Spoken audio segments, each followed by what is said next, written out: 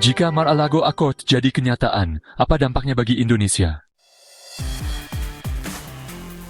Bayangkan sebuah teori perdagangan global yang digagas dari villa mewah di Florida, tetapi bisa mengguncang harga ekspor Indonesia, nilai tukar rupiah, dan bahkan arah kebijakan luar negeri kita.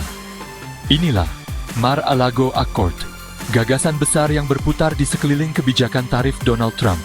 Dan meskipun masih dalam ranah spekulasi, wacana ini sudah cukup menghebohkan dunia finansial.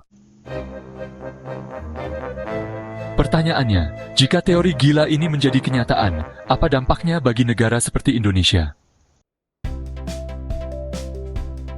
Dalam skenario Mar-a-Lago Accord, negara-negara diminta memperkuat mata uangnya terhadap dolar.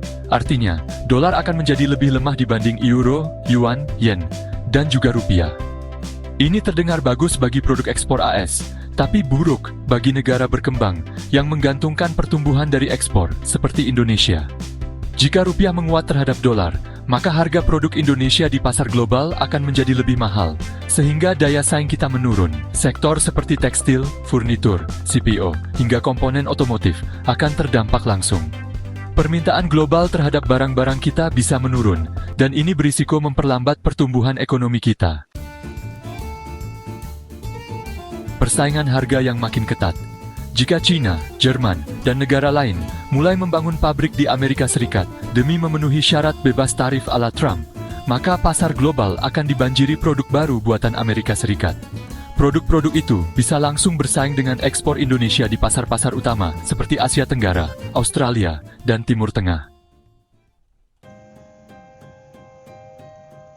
Indonesia termasuk negara dengan ketergantungan tinggi terhadap arus modal asing. Jika Mar-a-Lago Accord jadi kenyataan dan Trump benar-benar mengguncang sistem global, ketidakpastian yang dihasilkan bisa menyebabkan volatilitas di pasar keuangan.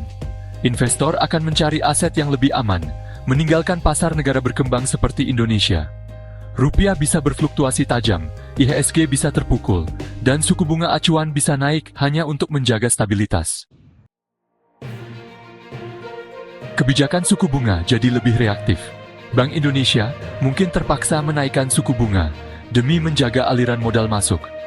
Tapi ini punya konsekuensi. Pertumbuhan kredit bisa melambat, konsumsi rumah tangga bisa turun, dan tekanan ke sektor properti dan UMKM bisa meningkat. Salah satu komponen dalam Mar-a-Lago Accord adalah garansi perlindungan militer bagi negara yang patuh dan isolasi bagi yang membangkang. Di tengah tekanan global, negara-negara akan dipaksa memilih berpihak kepada Amerika atau menghadapi risiko tarif dan pengucilan. Indonesia berisiko terseret ke dalam politik blok. Sebagai negara yang mengedepankan prinsip bebas aktif, Indonesia akan sulit jika dipaksa ikut memihak. Tapi, jika kita menolak tekanan AS, maka akses pasar ke Amerika bisa dibatasi. Jika kita mengikuti tuntutan Trump, relasi dagang dan investasi dengan China, Jepang, dan mitra strategis lainnya bisa terganggu. ASEAN bisa terpecah. Jika negara-negara ASEAN punya respons yang berbeda terhadap tekanan Trump, maka kohesi kawasan bisa retak. Ini menghambat integrasi ekonomi dan melemahkan posisi tawar kolektif kawasan Asia Tenggara.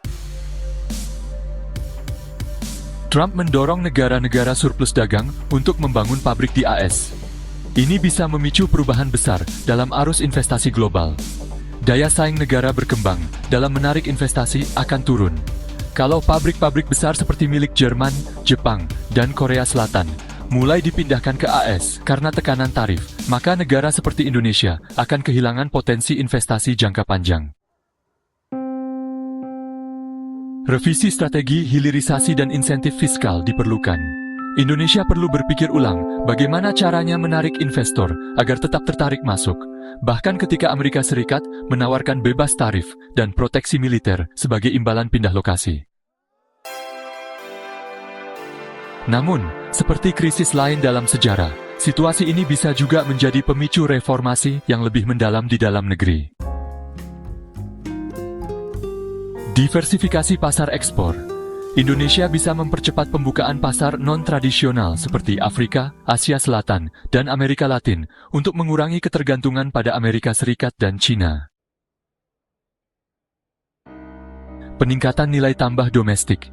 Dengan tekanan ekspor, pemerintah bisa mempercepat industrialisasi berbasis bahan baku lokal, agar ekspor kita tak lagi bergantung pada komoditas mentah. Digitalisasi dan efisiensi logistik. Jika produk kita harus bersaing lebih ketat secara harga dan waktu pengiriman, maka infrastruktur logistik, efisiensi pelabuhan, dan digitalisasi UMKM harus menjadi prioritas nasional. Kesimpulan, Indonesia harus waspada, tapi juga gesit. Meskipun Mar-a-Lago Accord mungkin terdengar seperti teori yang bombastis, wacana ini mencerminkan arah kebijakan Trump yang semakin agresif dan unilateral. Indonesia, sebagai negara berkembang dengan struktur ekonomi terbuka, tidak bisa hanya menjadi penonton.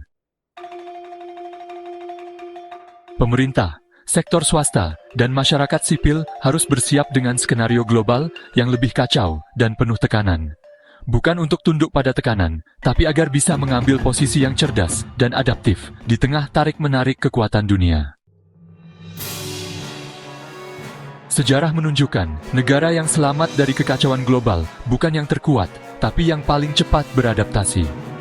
Mar-a-Lago Accord, entah nyata atau tidak, sudah menjadi sinyal bahwa dunia sedang bergeser. Indonesia harus siap bergeser, tanpa kehilangan arah.